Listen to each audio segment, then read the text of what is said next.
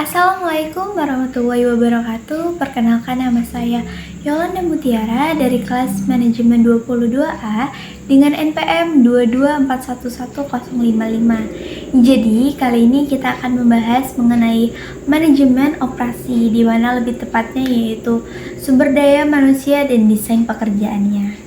Langsung saja ke materinya. Let's go! Jadi, apa sih tujuan dari strategi sumber daya manusia itu sendiri? Yaitu untuk keunggulan kompetitif. Nah, di mana manusia itu dikelola untuk mengelola tenaga kerja dan merancang pekerjaan sehingga para karyawan dapat dimanfaatkan secara efektif dan efisien. Nah, ketika akan fokus pada strategi sumber daya manusia, kita akan memastikan bahwa biasanya para karyawan dimanfaatkan secara efisien di dalam kendala keputusan manajemen operasional lainnya. Nah, selanjutnya para karyawan memiliki mutu pekerjaan yang memadai yang hidup di dalam suasana komitmen yang sering menguntungkan dan kepercayaan.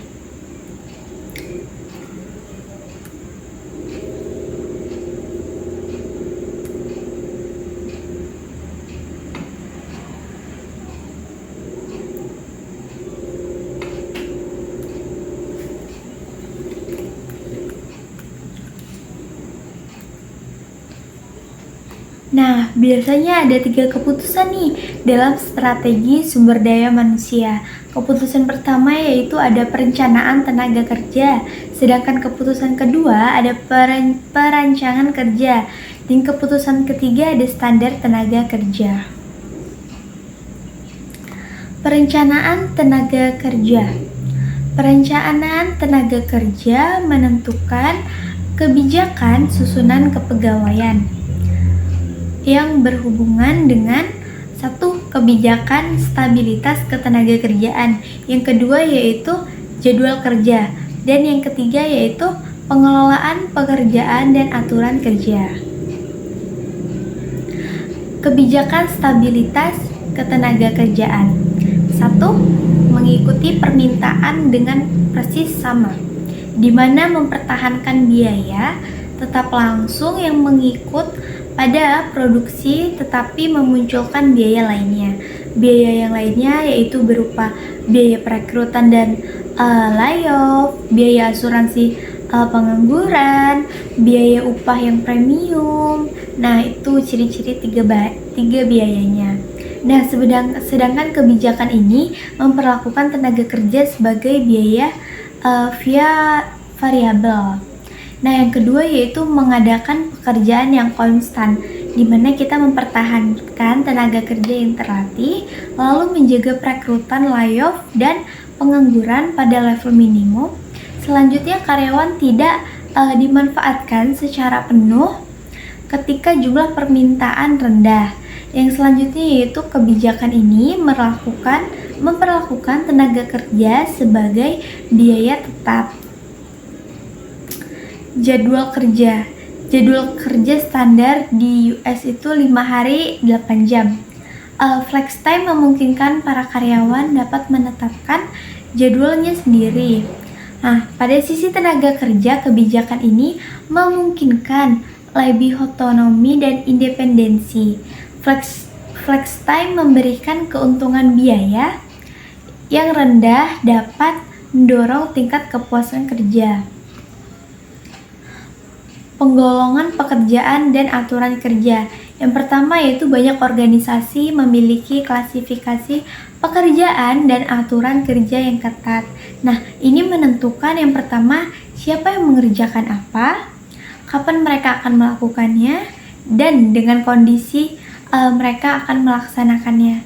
Nah, selanjutnya yaitu klasifikasi pekerjaan dan aturan kerja ini membatasi fleksibilitas karyawan di tempat kerja yang nantinya akan mengurangi fleksibilitas fungsi operasional. Nah, selanjutnya perusahaan dikatakan semakin fleksibel ketika susunan kepegawaian dan menentukan penjadwalan kerja. maka semakin efisien responsif. Nah, sedangkan untuk desain pekerjaannya sendiri itu ada 5 golongan. Yang pertama, spesialisasi pekerjaan. Yang kedua, ekspansi pekerjaan. Yang ketiga, komponen psikologis. Yang keempat, tim yang mandiri. Dan yang terakhir yaitu motivasi dan sistem insentif. Perluasan pekerjaan, yaitu memodifikasi pekerjaan. Ada beberapa cara nih. Cara pertama yaitu memperluas pekerjaan, di mana kita menambahkan tugas yang memerlukan keahlian yang sama pada pekerjaan yang sudah ada. Nah, selanjutnya rotasi pekerjaan, di mana kita perluasan pekerjaan ketika karyawan dimungkinkan untuk berpindah dari suatu pekerjaan terspesialisasi ke yang lainnya. Dan yang terakhir yaitu pengayaan pekerjaan, di mana kita menambahkan perencanaan dan pengendalian pada pekerjaan. Perpanjangan yang terkenal dari pengayaan pekerjaan adalah pemberdayaan karyawannya.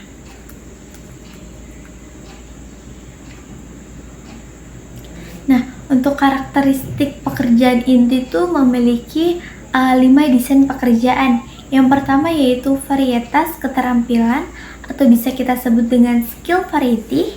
Yang kedua yaitu identitas pekerjaan yang bisa kita sebut dengan job identity. Yang ketiga ada signifikansi pekerjaan atau biasanya kita sebut dengan job significance. Yang keempat ada otonomi, biasa kita sebut dengan autonomi. Dan yang terakhir yaitu umpan balik atau biasa kita sebut dengan feedback.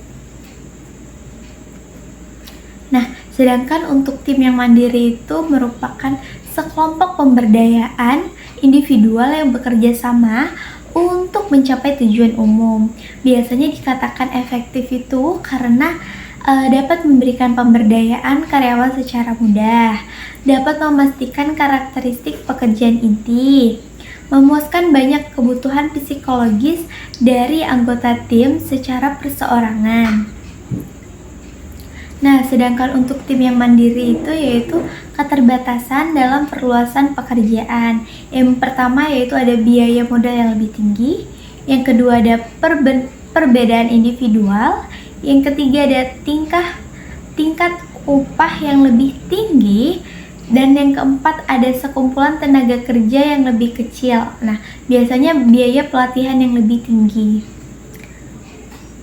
Nah, selanjutnya yaitu ada motivasi dan sistem insentif, di mana sistem insentif didasarkan pada produktivitas individual atau kelompok yang digunakan di seluruh dunia dalam berbagai macam variasi dan penerapannya.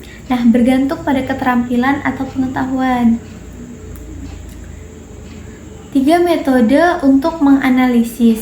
Yang pertama yaitu pergerakan individual atau bahan material. Yang kedua ada aktivitas manusia dan mesin serta kru. Yang ketiga ada pergerakan badan. Nah, untuk visual tempat kerja sendiri nih, yaitu menggunakan perangkat visual yang berbiaya rendah untuk membagikan informasi secara cepat dan akurat. Baik, itu saja materi yang dapat saya sampaikan. Kurang lebihnya saya mohon maaf. Wassalamualaikum warahmatullahi wabarakatuh.